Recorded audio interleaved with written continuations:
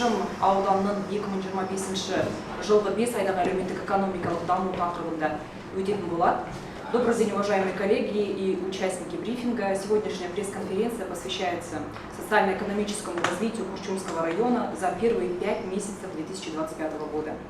Сөз спикерimiz Күршім ауданының әкімі Әлбеков Мейіржан Қанатбекұлына беріледі. Мейіржан Қанатбекович, алдымен ұсынылып отырған көрме жайында қысқаша ақпарат беріп, есебіңізге көшсеңіз.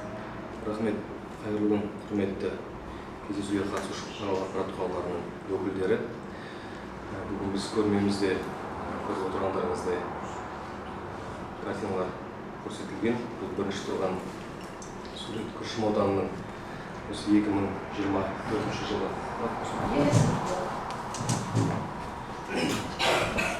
2024 жылдың қазан айының 25-інде жалпы жағалаудағы аудандар үшін үлкен бір серпіліс болды. Сол аудандардың тұрғындары көптеп күткен, жылдар бойы күткен көпірдің құрылысы аяқталып, қолданысқа берілді.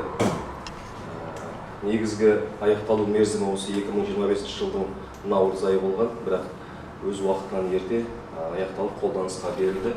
Қазіргі күнде бұрынғы уақыттағы ешкім сағаттап паромда тұрмайды.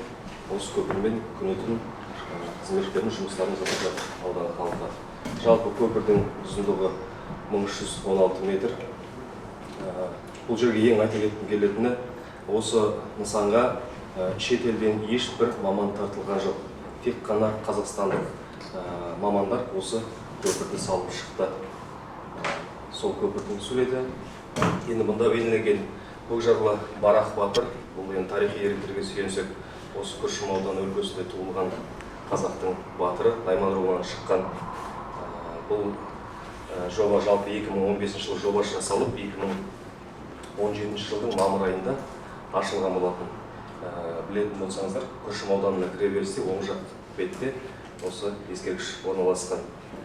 Одан кейін Күршім ауданының өзен, Күршім өзені, бұл енді шығыстағы ең бір суы мол, таза өзендердің бірі. Бұның бастауы арғы беттен басталып, бұқтырма су қоймасына келіп құяды. Әртүрлі балықтар, біздің кітапқа енген балық түрлері осы өзенде мекендейді. Енді Күршім ауданының тағы бір мақтанышы бұл қауын қарбыз, дәнді дақыл болып табылады. Жалпы аудан бойынша 646 шаруа қожалығы болса, соның 40-тан астамы осы қауын қарбыз егумен айналысады. Жалпы Күршім ауданының егістік көлемі бүгінгі 21600 гектарды құраса, соның 4000-ға жуығы осы дәнді дақыл бау-бақша егумен айналысады. Енді жалпы шығыстағы Күршімнің қарбыз деген көпшілік біледі. Сондықтан бұл да осы ауданның бір мақтанышының бірі деп айтқым келеді. Зайсан көлінің жағасында орналасқан Шекелмес тауы. Бұл да туристік үлкен маңызы бар орын Күршім ауданындағы. Бірақ бір нәрсені мойындауымыз керек. Бұл жерлер өзінің деңгейінде қазір насихатталмай тұр. Ол үшін бұл жерге жаңағы келу, жол, басқа да инфрақұрылымдық жұмыстарды жүргізуіміз керек. Ол біздің ауданның жоспарына енген, алдағы уақыттарда бұл жобалар жүзеге асырылатын болады. Енді келесі сурет Күршім ауданы жалпы бұқтырма су қоймасының жағалауында 5 ауыл мекендейді. Сол 5 ауылдың барлығының ата кәсібі осы балық шаруашылығы болып табылады. Және одан бөлек біздің ауданда уылдырықты өсіру мекемесі бар. Кішкентай шабақ уылдырықты шабаққа дейін өсіріп, басқа елдерге экспорттайды. Және биылғы жылы бұл БНГ деп айтамыз, 359 миллионға қосымша несие қарастырып, яғни кормовой база сол уылдырыққа, балыққа арнайы қоректену, тамағын дайындау бойынша кеңейтілу жүргізіп жатыр. Одан кейін барлығымызға белгілі қиын керіш. Бұл да ерекше бір тек шығыстағы деп айтпаймын, Қазақстандағы ең бір белгілі жерлердің бірі. Жылына шет елден, басқа да елдерден туристер келіп тұрады. Бірақ тағы да қайталап айтамын, бұл жерде әлі де инфрақұрылымдық жұмыстарды жүргізуіміз қажет. Жоба жасалынып жатыр. Бірақ біз бастапқы биылғы жылға сол жаңағы көрсеткіш белгілерін қойып, басына, осы қиын кештің басына туристер үшін арнайы анықтама тақтасын қоюды жоспарлап отырмыз. Әрмен қарай келесі жылдары жалпы кәсіпкерлік алаңға бұл жерді ұсынып, басқа да сауда-саттық болсын, қонатын қонақ үйлер болсын, сол мүмкіндіктер қарастырылуда. Негізгі суреттердің кішігірім белгісі осы. Рахмет.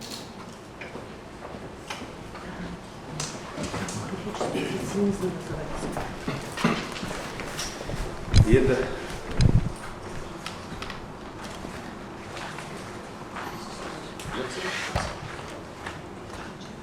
онда осы көрменің басқа түрлерін түсіндіріп жалғастыру үшін әріптесіме берейін.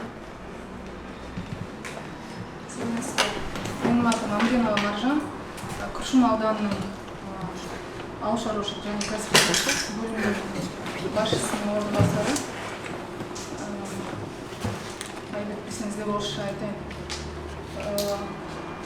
Простая учительница из Курчумского района начинала свою деятельность из изделий из фетра, тойбастаров и других мелких изделий. Сейчас активно продвигает свой бренд под названием Эльмира Эсмамбек, которые уже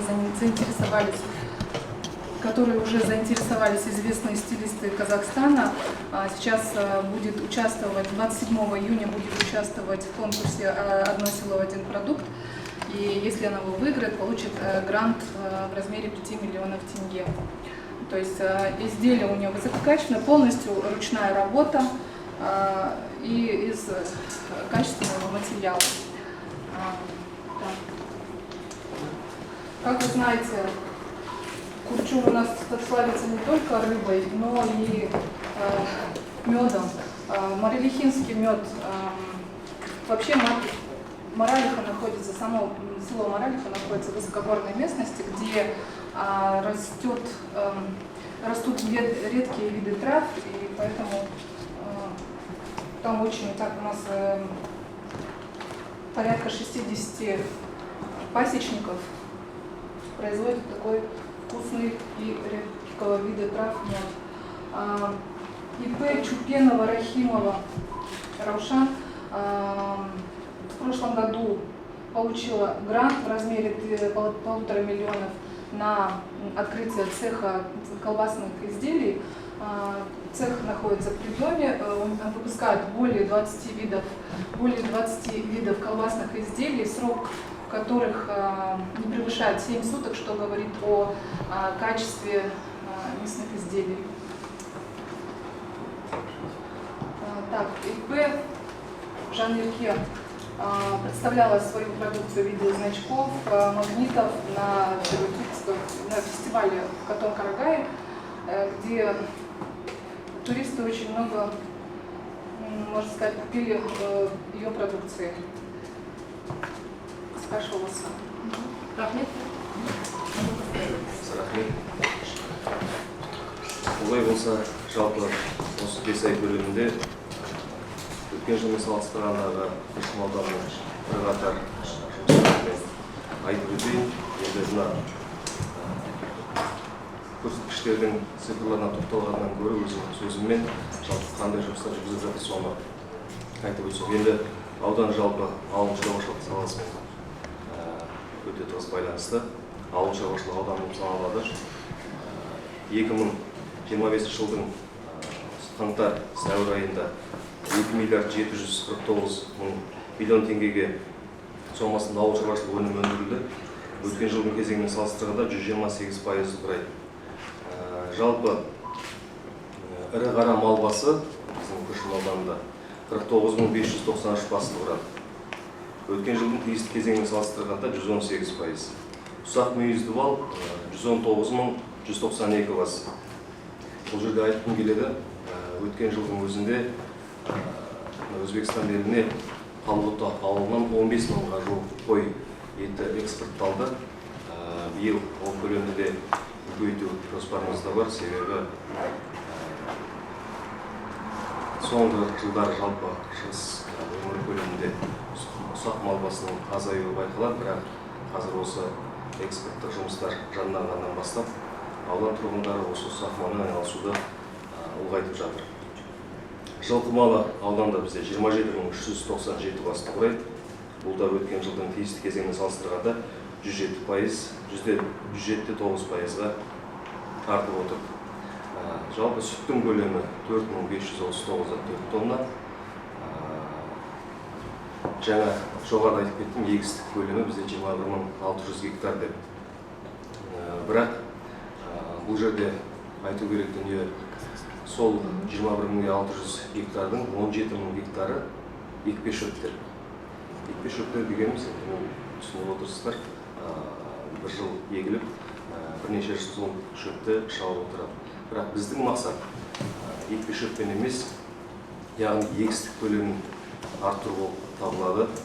Неге десеңіздер, мемлекет басшысының қойған нақты тапсырмасы бар.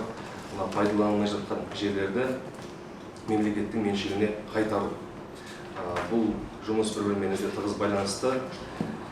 Ауданның жалпы жер көлемі 1.216.000 гектар болса, оның үшін жаңа айтқандай 21.600 гектар егістік көлемі. Яғни біздің Күршім ауданына 24 жылы жоспарға сәйкес қайтарылатын жерлерді белгілеп берді. Біз оны 100% орындадық, 21.000 гектар. Бірақ сол қайтарылған жерлер кімдерге берілді? Ол жерлер игеріліп жатыр ма? Мен негізі осы жұмысқа келгелі сол сұраққа аса мән бердім, себебі жер қайтарылды, бірақ ол игерілмей жатса оның несіне қандай нәтижесі бар деген мақсатта. Бүгінгі күнгі сол қайтарылған жерлердің 3600 гектардайы берілген. Биыл біз нақты нәтиже көрсеттік. Сол Күршім ауданында туған азаматтармен хабарласып, жаңағы жоғарыда айтылып кеткендей Маралды ауылының жоғарғы жағында егістік көлемін арттыру мақсатында 750 гектар рапс және бау-бақша егістік көлемдерін арттырдық. Яғни қайтарылған жерлердің біз нақты жемісін көруге, яғни ол жерлерді игеруге жұмыс жасап жатырмыз.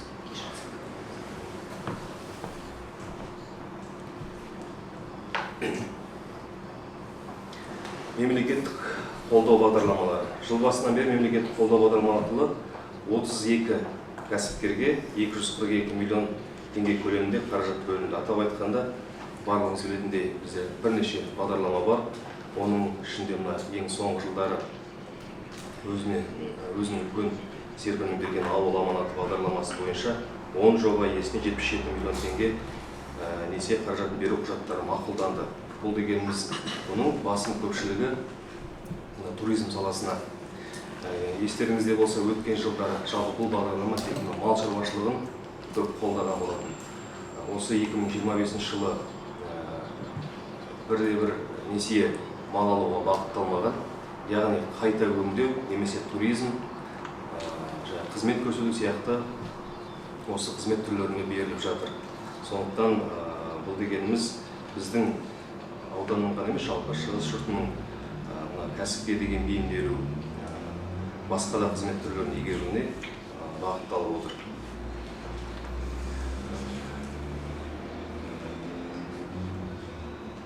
Ауыл аманаты бағдарламасы аясында қаралу үстіндегі жобалар жалпы сомасы негізі 98 миллион теңгені құрайды. 5 үлкен СПК, яғни бірнеше тұрғын бірігіп, үлкен жобалар жасап ұсынуда. Олардың барлығын уақыттардан айтпай-ақ қойын, жалпы 98-де 6 миллионға тағы да біздің жобаларымыз қазір қаралу үстінде.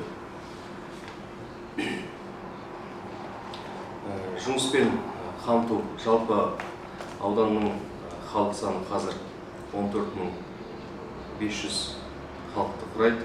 Сіздер білетіндей біз Марқакөл ауданымен бөлінгеннен кейін қазіргі халық саны 14.500, бірақ өкінішке орай ауданнан көшу үрдісі байқалады. Өткен жылы 218 адам ауданнан көшіп кетті. Бірақ мына оңтүстік өңірден ауданға көшіру бағдарламасы, ерікті түрде көшіру бағдарламасы жұмыс жасап тұр. Өткен жылы бізде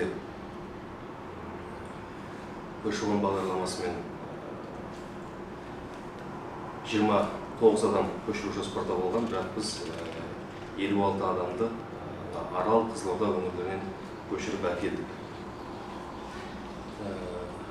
2025 жылы өңірлік жұмыспен қамту картасы шеңберінде 787 жұмыс орнын құру жоспарланып, оның ішінде 404 тұрақты, 383 яғни уақытша жұмыспен қамту. Іс жүзінде 313 жұмыс орны, оның ішінде 99 тұрақты, 214 уақытша ашылып, немесе жылдық жоспар 40%-ға орындалды. Ал бұл облыстық көрсеткіш 26%-ды құрайды. Одан кейін негізгі тоқталатын мәселелердің бірі Күршім ауданының орталығы Күршім ауылы болып табылады. Ол жерде 9 мыңға жуық халық тұрады. Бізде 36 көп қабатты, енді көп қабатты дегенде бізде 2-3 қабатты ғана үйлер бар, 36 үй. 2023-24 жылдары, яғни сол 36 үйдің барлығы дерлік кәдімгі көмір жағып отырған үйлер болады. 2023-24 жылдары біз сол 36 үйдің 9-ын орталықтандырған жылу қазандықтарына қостық. Енді ойлаңыздар, сол үйлердің бағасы 3-4 миллион теңгенің көлемінде болған. Жаңағы орталықтандырған жылуға қосқаннан кейін бүгінгі күнде 10-12 миллионның көлеміне үйлердің бағасы артты. Айлық төлейтін жаңағы 65-70 квадраттық шаршы метрлік үйлерге 12-13 мың теңгеге ғана қаражат төлейді айына жылуға. Яғни биыл да сол жұмыстар жалғасуда. Биыл сол 36 үйдің 9-ын қостық, 26 үй. Тағы да 13 үйді биыл қосу жоспарда бар. 13 үйден бөлек біз нөмір 5-ші қазандық деп айтамыз. 12 әлеуметтік нысан және 7-8 коммерциялық, яғни нысандар қосылуға ниет білдіріп отыр. Бұл жұмыстар осы ағымдағы жылдың тамыз айының аяғына дейін аяқталады. Осылай әр жыл сайын 36 үйдің барлығын дерлік орталықтандырған жылуға қосуға жұмыс істеп жатырмыз. Әрине, жер үйлерде тұратын тұрғындарымыз да бізге жиі келеді. Осы қазандыққа қосылу бойынша әзірге біз мораторий жариялап оған рұқсат беріп отырғанымыз жоқ. Неге десеңіздер, қазандық жөнделіп іске қосылғаннан кейін мердігердің алдындағы жоба бойынша 1 жылдық қызмет көрсету жұмысы бар. Оның жүйесі бұзылатын болса, ертең біз мердігердің алдында жауап бере алмайтын боламыз. Сондықтан қазандық толық жұмыс істегеннен кейін ақырындап келесі жылдан бастап жер үйлерге де мүмкіндіктер берілетін болады.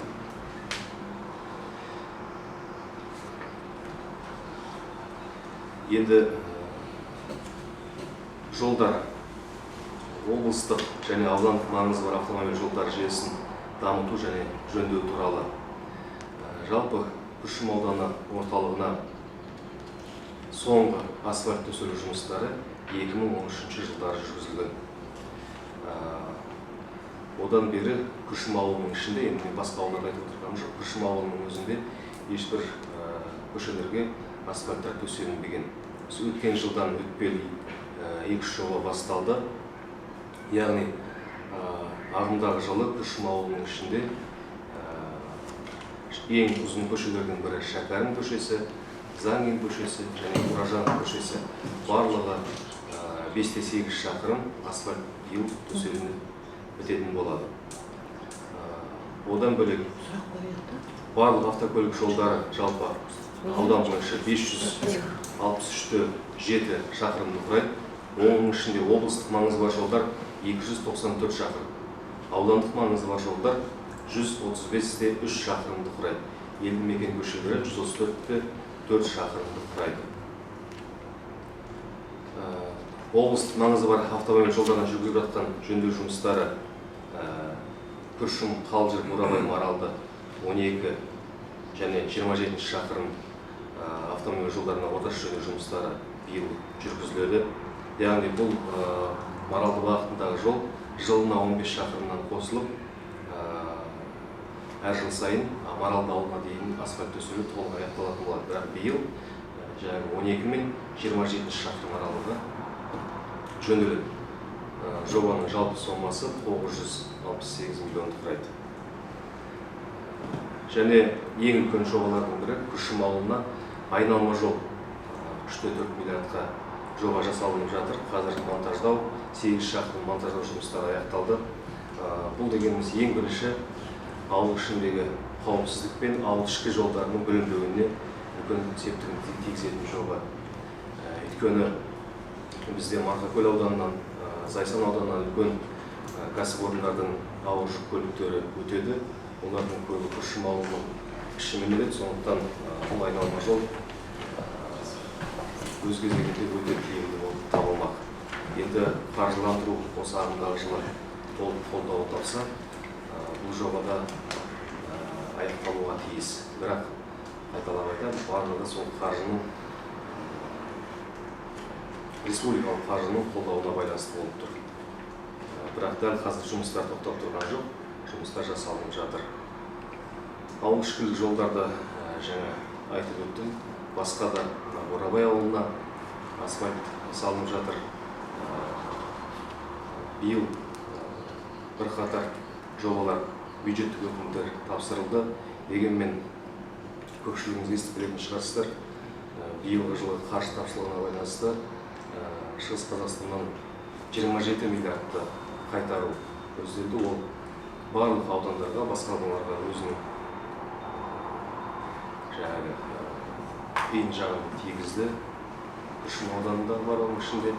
Сондықтан кейбір жобаларымыздан қаржылар қайтадан қайтарылды, алынып алынды. Тұрғын үймен қамту. Күршім ауданы бойынша бір қабатты шығыс бағдарламасы аясында 2024 жылы 30 тұрғын үйді сатып алынды. Бұл өз кезегінде ауданның ауылдық елді мекендерінде кезекте тұрған әлеуметтік жағынан осал топтар санатындағы және көп балалы отбасылардың ата-анасының қамқорлығынсыз қалған жетім балалардың тұрғын үй мәселелерін шешуге оң нәтижесін беретіні белгілі. Бұл бағдарлама биыл да жалғасын тауып келеді. Биыл 18 үй салыну жоспарда бар. Жұмыстар қазір басталып кетті. Жалпы аудан бойынша 200-дің үстінде кезекте тұрған тұрғындар бар. Әр сәрсенбі сайын менің қабылдауым өтеді. Бір күн қабылдауға 20 кісі келетін болса, сол 20 адамның 90% сол баспана мәселесімен келеді. Сондықтан бұл 1-2 жылмен шешілетін мәселе емес. Осы бағдарлама аясында, тағы да сатып алу бағдарламасы аясында дайын үйлерді, бұл сұрақтарды жыл сайын ақырындап жабатын боламыз. Ең бір тоқталатын мәселелердің бірі, енді айтып кетейін, сумен қамтамасыз ету.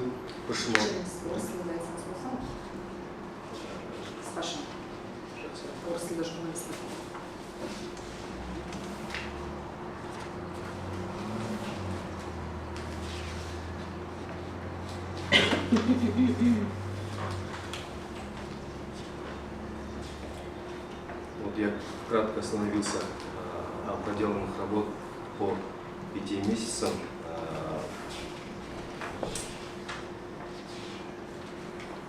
Одна из основных акцентированных работ – это питьевая вода, обеспечение питьевой водой. Вообще в районе у нас 7 округов, 21 населенных пунктов. Один из самых больших проектов – это водопровод села Курчун. Проект был начат в 2023 году. На сегодняшний день работы на 60% завершены. То есть в 2024 году была корректировка, то есть увеличение проектной суммы. Изначальная проектная сумма была на 2,9 миллиардов тенге. После корректировки сейчас около 6 миллиардов. То есть это охват полностью села Курчум, это около 9 тысяч населения. Также в 5 селах у нас установлены БМСки, они все сейчас на стадии, из 5 3 уже подключены, 2 из них на стадии подключения. То есть все эти села БМСками будут охвачены. Сейчас основные проблемы у нас в селе Аманат, Жолнускал и Аксуат. Из местного бюджета на проектирование проектов средства уже выделены. Сейчас ведутся проектные сметные документации. После завершения будет подана бюджетная заявка, то есть именно в этих селах. Работы будут продолжаться по интернету. В прошлом году в 3 селах были установлены антенномачтные сооружения. Здесь надо будет работу ускорить. Регистрация в госреестре. Сейчас на прошлой неделе уже 3 АМСки в госреестре зарегистрированы. То есть сейчас ведутся работы по подключению, переговоры ведутся с операторами. Билайн, Теле2. Сейчас интернетом вообще в целом районе охвачены 78%. После подключения этих АМСки это процентное отношение будет 85%. Остальные села Став-Куршим, Ишкулак и Хойтас, они запланированы на 26 год.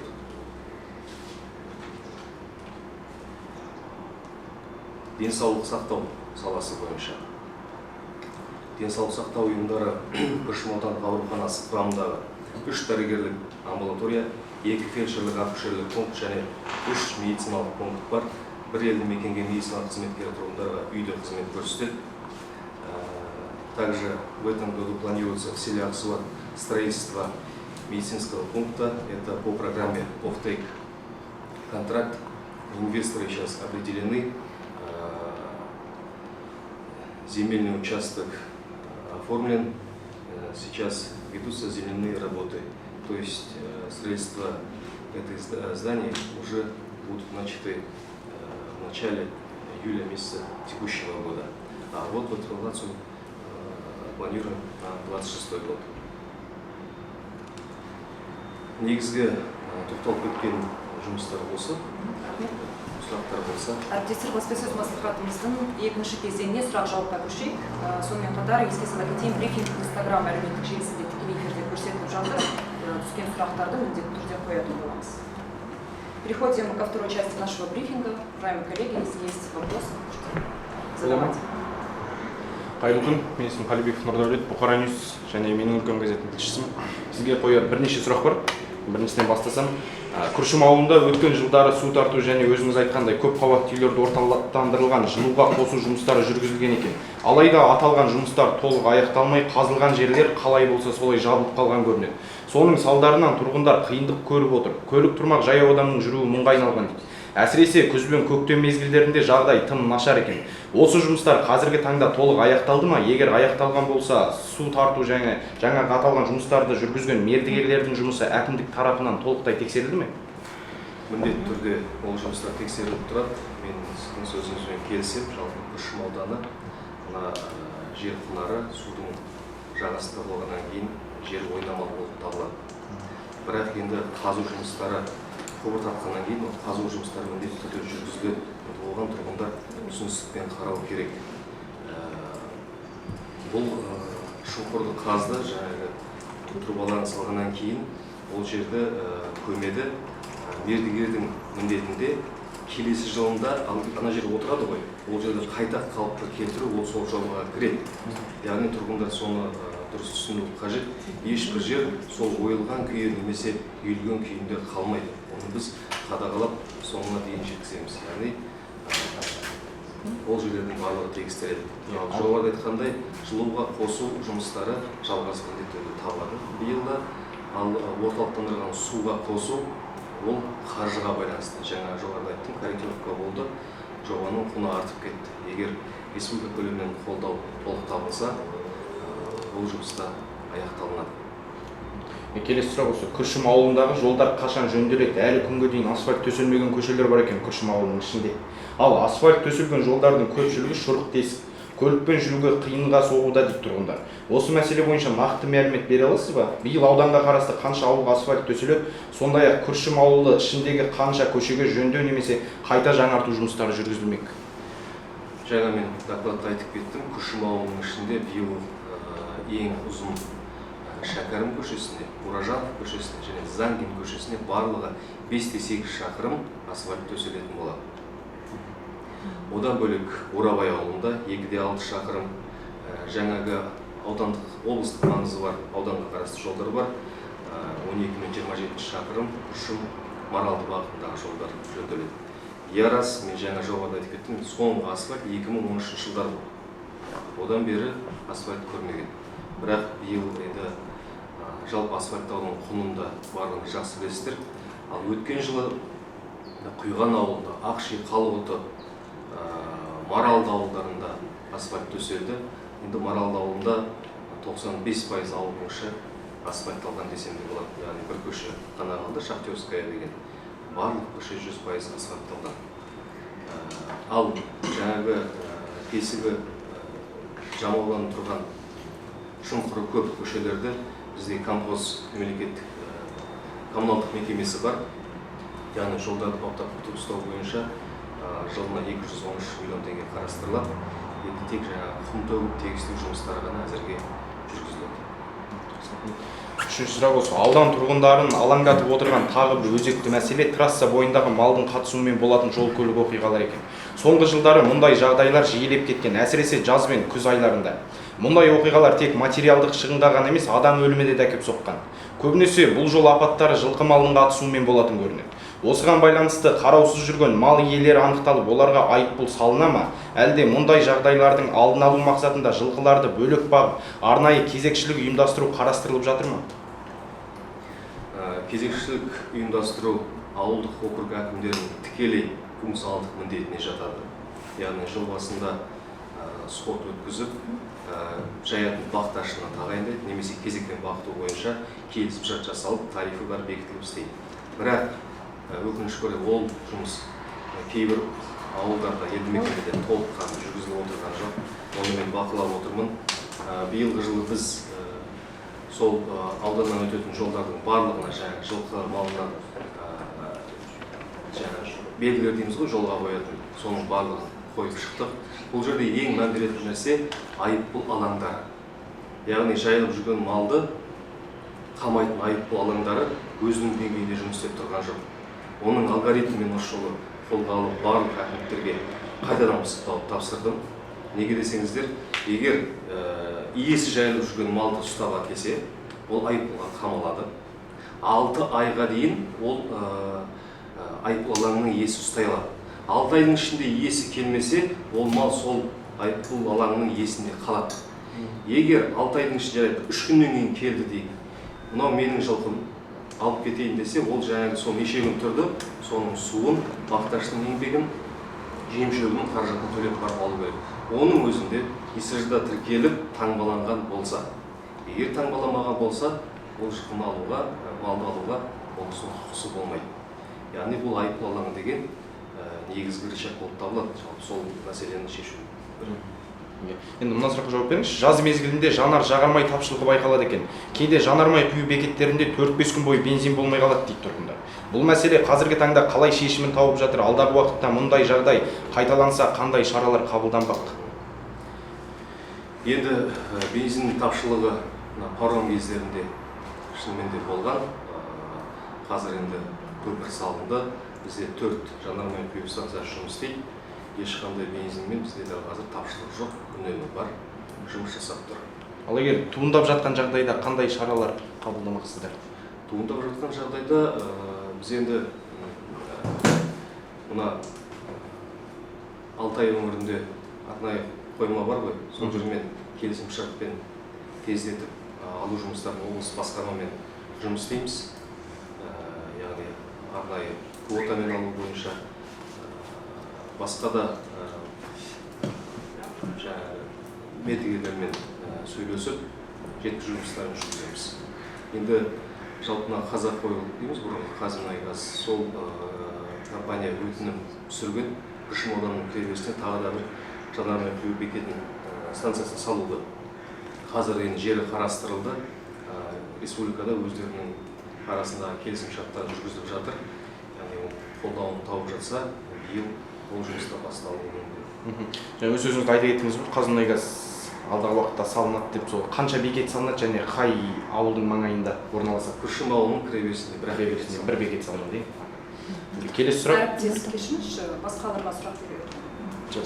Евгения Чех, информационный портал Усть Николаев. Я хотела, чтобы вы рассказали о том, как происходит сейчас благоустройство инфраструктуры возле Бухтарминского моста и что происходит с туалетами, когда они наконец будут открыты, люди жалуются. Очень хороший вопрос. Действительно, уже неоднократно были заданы эти вопросы по мосту. То есть сейчас идет переход баланс с республики в область. Были случаи, когда вот по 7 лет объекты принимали у нас. Да, мы этого завершения ждать не будем, потому что земля, то есть побережье, это относится к нашему району.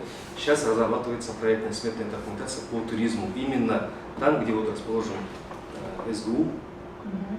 То есть мы сначала объявили в районе конкурс на лучший проект по туризму, именно возле моста.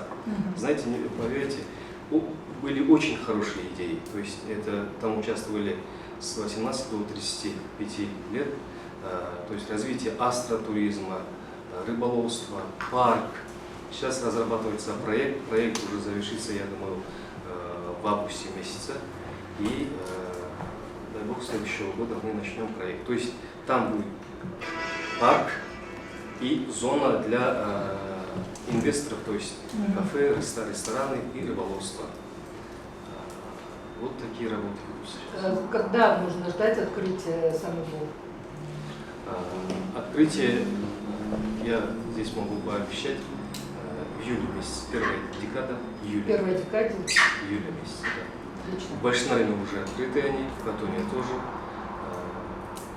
Я буду держать этот вопрос на контроле. Первая декада июля. Подробнее еще расскажите, пожалуйста, очень много проблем с канализационными, да, вот, как сказать, господи, очистные сооружения, да? Что, на каком этапе вот эта давнишняя проблема? Очистные сооружения, вообще сети это советских времен 14 километров. Они уже полностью, можно сказать, еле-еле сейчас работают, но не работают. Сейчас уже на госэкспертизе проект, то есть проект уже завершен на 5 миллиардов тенге. Сейчас только ждем экспертизу, госэкспертизу. Есть много замечаний, занимается, название компании я сейчас не могу вспомнить, со Астаны, тоже обещают до конца июля завершить. Потом уже мы в отраслевое министерство будем подавать заявку. Да. То Вопрос есть очень... хоть как, только на следующий год Да, можно ожидать, да? Понятно, спасибо. Да. Можно, да? Да. Наталья Шимолина, УКГЗ. Я представляю два издания. Сначала от одного задам вопрос, потом от другого. Итак, УКГЗ. Вы на посту акима 5,5 месяцев. Скажите, пожалуйста, за это время что произошло такого в районе, чем вы могли бы гордиться, вот как своим достижением? Да, 30 декабря 2024 года я был назначен. Во-первых, я как аким провел сходы, то есть встречу с населением. Все сельские округа, все населенные пункты я сам посетил, все проблемные вопросы для себя отметил. То есть сейчас я самые актуальные проблемы по водоснабжению. Я, можно сказать, проекты по водоснабжению, 4 проекта мы уже бюджетные заявки завершили, то есть в министерство уже подали. Сейчас только ждем уточнения. Также сейчас на стадии, я уже ранее озвучил, подключение АМЭйски, то есть обеспечение интернетом. Это можно озвучить второй вопрос. И кредитование малого и среднего бизнеса, то есть по Ауламаната. Здесь я сам сопровождаю каждый проект у меня защищаются, мы вместе это все смотрим, то есть большой акцент делается в сферу туризма. А как вы добились, или, может быть, не вы, район как добился, вот у вас большое снижение преступности, буквально в половину, да, на 50%. Что произошло, за счет чего? Полицейских больше набрали? Нет, почему? Ну, я думаю, культура населения, но временами. За год изменилась? Нет, почему она и раньше? Было 34, стало 16. Есть Эти какая-то данные, причина? Я честно признаю, эти данные я не знал. Это у вас в 34. релизе написано? 34 и 16, да? Мгм. Так, ладно, теперь у меня вопрос от сайта Times.kz.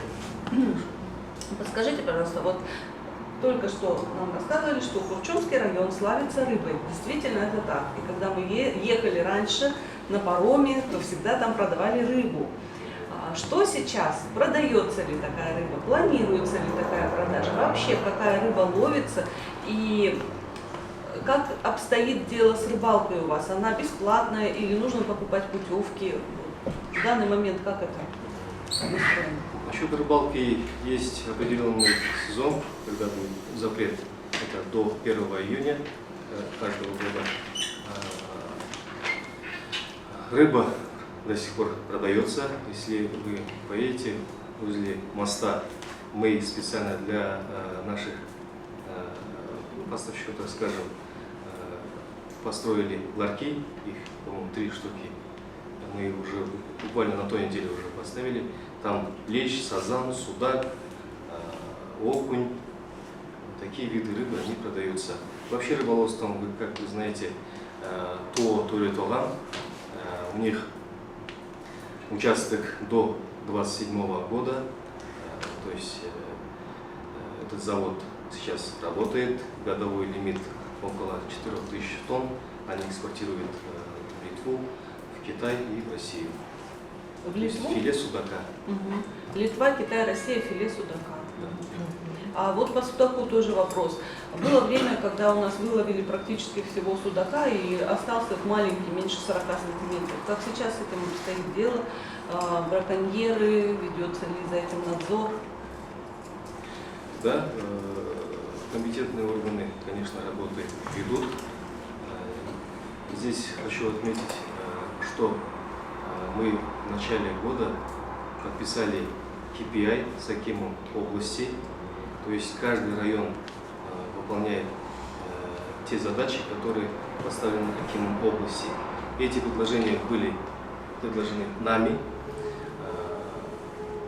то есть строительство глубоко первоточия цеха, рыбного цеха. Это будет производиться строительство в селе Аксуат. То есть вот судаки, они большие принимаются, а мелкие рыбы, они всегда остаются, они сами же не могут продавать. Это проблема была. Сейчас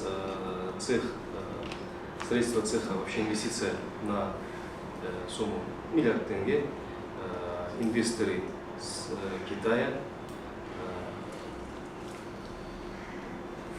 В конце мая мы с ними встречались, сейчас уже работы начали. То есть идет модернизация полностью завода Туре-Тоган.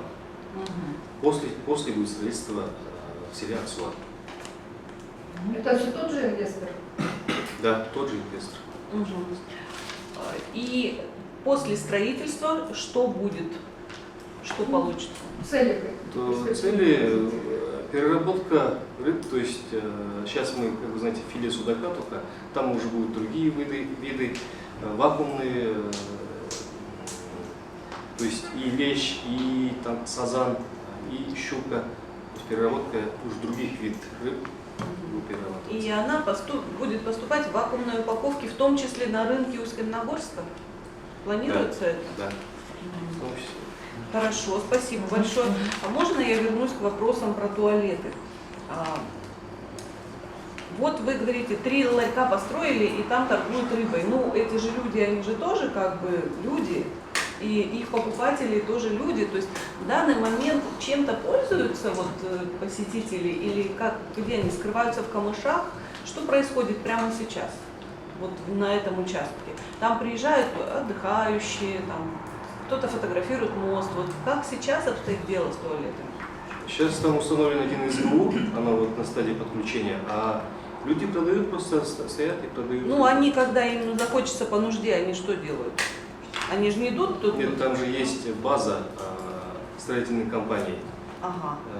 Там еще и То есть люди что-то работают. действующее есть, Да, временный есть, там. какой-то вариант есть, которым могут воспользоваться и туристы. Да. Хорошо. А когда подключится санитарно-гигиенический узел, кто будет его обслуживать? Район или предприниматель? Обслуживать будет предприниматель. Уже Это наняли? было на конкурсной основе. Есть конкретный подрядчик. Они будут заниматься. Я ранее озвучил. То есть до 1 декады июля она будет работать. То есть все, кому работать есть, когда работать известно, все, в середине лета откроются наконец туалеты на мосту. Спасибо. Я на той неделе один вопрос огорчил. Сказали, что эти СГУ заберут в район Катон. Я, конечно... Заберут у вас? Да. Не отдавайте. Ну, не будем отдавать. Ну, там можно же как-то забетонировать? Просто видите, здесь СГУ стоит со стороны Самарки и со стороны Курчума. И логика, то есть... Мы не должны допустить туалетной войны. Да. Будем добиваться, чтобы... Спасибо, это правда очень ну вот смешно, да, но это же каждому нужно. Нет человека, кому это не нужно. Спасибо за информацию. Ержан Канатбекұлы, Асем Қайратбек, Buenos Times KZ арнасының басшысы. Өткендегі сұхбатыңызға рахмет. Бұл біріншіден. Екіншіден, менде екі сауал сізге. Өзіңіз білесіз, қазіргі уақытта мост жаңа көпір ашылғаннан кейін Зайсанға қатынау сіздердің аудандарыңыз арқылы жүріп жатыр. Иә, дұрыс қой? 60-шы немесе 70-ші шақырымында күшімен асқаннан кейін Зайсанға жетпей, өзіңіз білесіз, бастау бар, иә? Бұлай айтқанша кәдімгі қарапайым халықтың арасында ол кемпинг болып кеткен. Сіз ол жердегі дәретханалардың жағдайын білесіз ба? Мен жуырда ғана іссапармен жүрдім де Зайсанға барып, содан сол жерді көрдік. Халық өзі әдемілеп қойған, таспен ескерткіш тұр бір адамның. Бұлақтың жағдайы қалай? Сосын анау тауға қарай жүретін жерде екі дәретхана бар екен, солардың жағдайы. Және тұрған жаңағы СГУ деп жатсыздар ғой, сондайдың есігі жауып тұр. Неге? Екінші сауалым, сіз жаңа туризмді дамытам деп жатырсыз, иә? Күршім ауданы, Күршім өзені, дәл осы Күршім өзенінің өзі жағалауы да бар, ағашы бар, өзі де бір әдемі саябақ сияқты табиғаттың өзі бере салған дүние ғой. Жағалауының жағдайын жақсарту, халықтың күшіндіктерінің өздерінің бар демалуына жоспарда бар ма? Және сол жерде көктемде ғана жуырда, мамыр айында бір жеткіншектің ағып кеткенін білеміз. Асау, енді Асау өзен ғой Күршім. Ағып кетті, безопасность деді ғой енді, қауіпсіздік шаралары қалай жасалып жатыр? Төтенше жағдайлар қызметінің бөлімшесімен қалай жұмыс жасаудасыздар? Өткенде көктемде дәл сол Күршім өзенде өте көп кісі суға батып кетіп жатады. Өйткені қауіпсіздік шаралары сақталмағандықтан, қандай да бір тексерулер ұдайы жүріп тұрмағандықтан болар мүмкін. Міне осы екі сауалыма жауап беріңізші.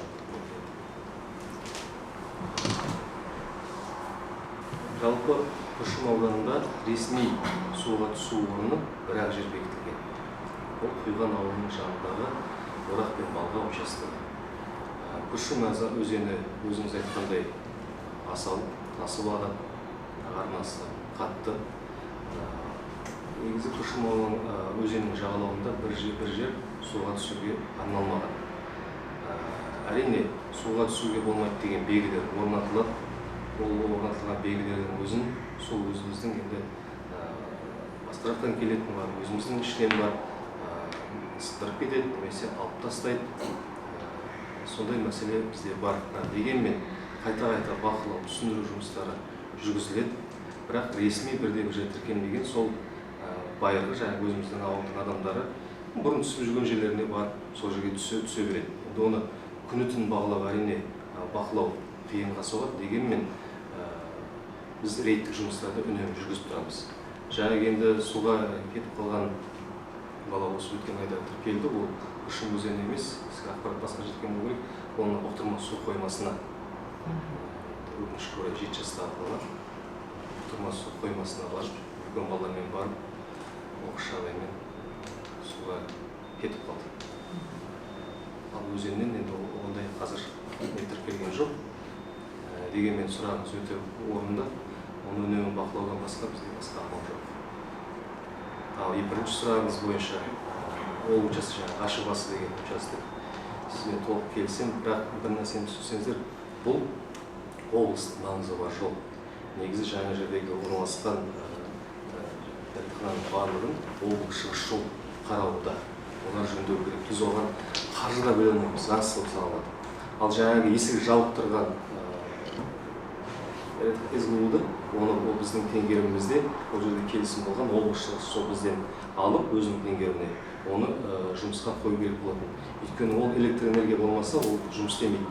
Содан біз уақыт бердік, енді уақыт өтіп жатыр, жазбастылық тұр, тезірек алыңыздар деп. Ол жақтан тараптан ешқандай қимыл болмады. Сосын шолмен шешім қабылдадым. Онда ол жерден алып, аржағына тағы бір база электроэнергия келіп тұрған жер бар екен, сол жерге қойып ашық қояды. Ол жер расымен де бұлақ бар, жаздың күндері қауын, қарбыз сатады кісілер. Жұртқалардың жағдайы енді облыс шығыс жолдың қарамағында мен енді қайта-қайта осыларға айтып отырамын. Бұлай сенбілікті, бірақ біз Жасыл ел бағдарламасы болсын, өзіміздің тұрғындармен сенбілік жасап тұрамыз. Рахмет сізге. Можно еще? Ну, всем известны курчумские арбузы. Все мы их ждем, но очень много, как говорится, под бренд проделывается. Как вот в этом году обстоят дела у вас с бахчевыми культурами? И не собираются ли сельхозтоваропроизводители, да, которые занимаются их выращиванием, зарегистрировать географическое название? Чтобы это были именно курчумские. Брендирование? Да, бренд. Брендирование. Да, стоит отметить. Вообще в этой отрасли в целом она развивается. Я ранее ответил, что 21 600 гектаров – это наш общий объем. То есть из них около 4 тысяч по бахчевской культуре люди занимаются. Но, к сожалению, да, по брендированию да не продаешь, говорят все, курчумский арбуз, но это может быть с других регионов нашей области или всего Казахстана.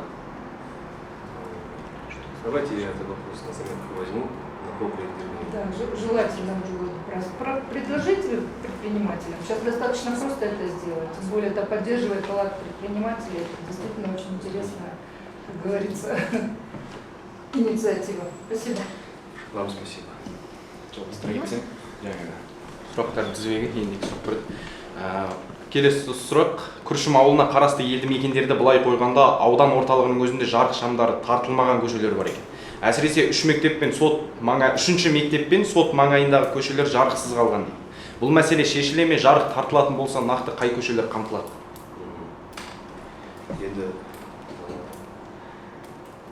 жүрден жарық тартылмады деген біз үшін таныс дүние емес. 100% жарықты ауданның халқары бүгінгі күнге толық жете алмайды. Бірақ деген мәселе жылдан жылға шешіліп келеді. Биылдың өзінде бірқатар көшелер қосылып жатыр. Ибержанов көшесі, Заңин көшесінің жалғауы қосылып жатыр. Тағы биылға 2 жоба жасалды. Шаяхметов көшелеріне жаңа сайт отырған 3-ші мектептің маңайына орналастыру. олар биылға жоспарланған. Яғни конкурстық процедура аяқталып қазір мердігерлер өз жұмыстарын жалғастыратын болады. Ауылдарда да бұл мәселе жоқ емес бар, бірақ өз кезегімен біртіндеп қосады. Биыл ең үлкен жарықтандыру бойынша тоқталып кетейін. Ақсуат ауылында жасалынып жатыр 2 жоба. Және 71 миллион теңге қаражат бөлінген Бурабай ауылында. Ол жерде 4 көше толық жарықтандырылатын болады. Келесі сұрақ осы интернет мәселесі бойынша. Интернет мәселесі де тұрғындарды әсіресе мұғалімдерді қатты мазалап отыр. Мұғалімдер күнделік толтыру, есеп беру сияқты жұмыстарда интернеттің әлсіздігінен үлкен қиындықтарға тап болады екен. Ауылдан қатынап жұмыс істейтін ұстаздар аудан орталығына келіп жұмыс істеуге мәжбүр. Бұл оларға қосымша шығын мен уақыт жағынан тиімсіз бір тәуекел. Интернеті әлсіз ауылдарда бұл мәселе қашан шешімін табады? Биыл нақты қанша ауылға интернет желісі тартылмақ? Мен жаңа өзімнің докладымда айттым. Егін бұлақ, Үшбұлақ, Қаратобай және Жол Нұсқау ауылдарында антенна мачталық сооружение қойылды. Ендігі мәселе оны госреестрға кіргізу. Яғни госреестр деген порталға енгізбесе, біздің жаңағы операторларымыз, Билайн болсын, Актив болсын, оны көрмейді, олар қозғалмайды. Яғни біздің өткен аптада уже 3-ін бастап қостық. Жалпы интернетпен 78% ғана қамтылған. Қазір біз осы АМС-та іске қосқаннан кейін 85-88%-ға дейін интернет желісі қосылатын болады. Ал жалпы аудан бойынша 22 мектеп бар. 22 мектеп 100% интернетпен қамтылған. Оның 19-ы Старлингпен. Яғни мектептің өзінде интернетпен ешқандай мәселе жоқ. Біз айтып отырған дүние ол мұғалім үйіне барғаннан кейін үйде де жұмыс жасайды ғой. Сол бойынша ауылда болмауы мүмкін. Енді бұл да өз кезегімен шешіліп келе жатыр. Жақсы, рахмет.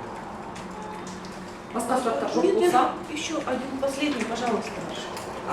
У вас также в пресс-релизе сказано о развитии баз на побережье Тарнинского водохранилища, и даже что уже несколько домиков сданы, гостиницы, да, уже работают они. Вот хотелось бы узнать, в каком месте они застраиваются, от моста ближе к Курчуму или наоборот в сторону Свинчатки, и что там, какие базы уже, ну так, своими словами можете рассказать? Вообще, для информации я скажу, в этом году управление предпринимательства объявили конкурс по области на 1 миллиард тенге на рекреационную зону в сфере туризма. То есть это были по 200 миллионов на инфраструктуру именно. В Курчумский район я защищал 2 проекта. Это вот участок Серп и Молот рядом с села Куйган, то есть ближе к мосту. Это от трассы всего лишь 800 метров от села Куйган. А Куйган это у нас, по-моему, от моста километров 4-5 километров. Второй проект был, это проект Тохпура, это побережье река Курчум, села Койкас. То есть по Тохпура мы защитились, то есть проект был одобрен, сейчас ждем финансирования. А участок Серп и Молот мы будем финансировать с местного бюджета. Сейчас, да, 3 домика и 1, скажем, ресторан, ну, кафе уже на стадии завершений, но еще не сданы.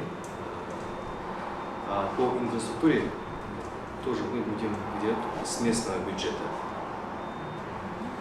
Ну, то есть, знаете, когда построили мост, стало, ну, как бы, пошли разговоры о том, что вот сейчас застроится все это прекрасное побережье, и этот процесс идет. Есть такое, заявки, есть желающие? Конечно.